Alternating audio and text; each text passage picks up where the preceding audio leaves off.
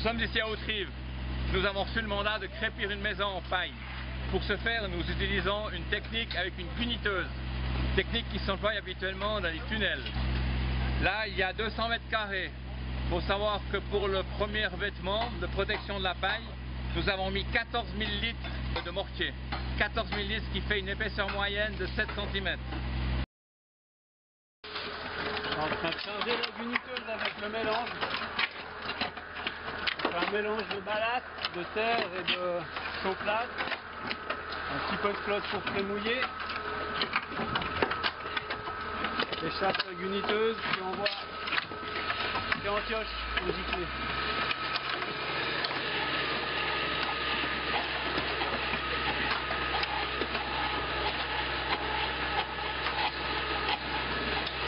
Voilà.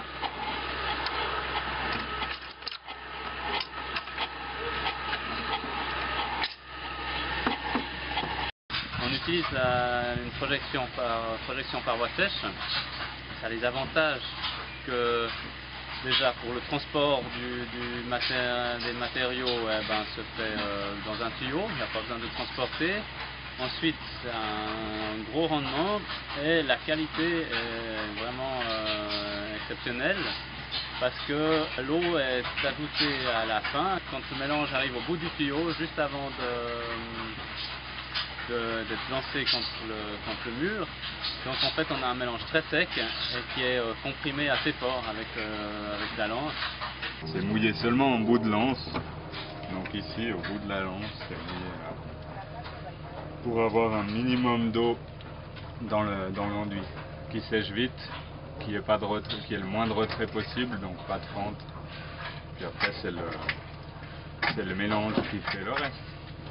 Là, notre but, c'est de prendre ces matériaux sains, donc techniques traditionnelles, et l'adapter avec ce qu'il y a maintenant les machines pour qu'on ait des prix acceptables, même de bons, mais on va même dire de bons prix. On est même compétitif et voilà, c'est ça, on développe ça.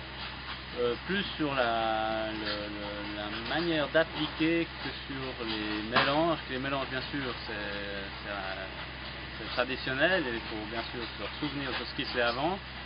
C'est très peu courant, mais c'est surtout la méthode d'application qui est là nouvelle. Alors, elle n'est pas nouvelle pour les structures comme les tunneliers utilisent ça. Ils utilisent avec du ciment, mais c'est nouveau dans le sens qu'on utilise des matériaux traditionnels, de la terre, des bancs de ballast, et on l'applique à ça. Donc voilà.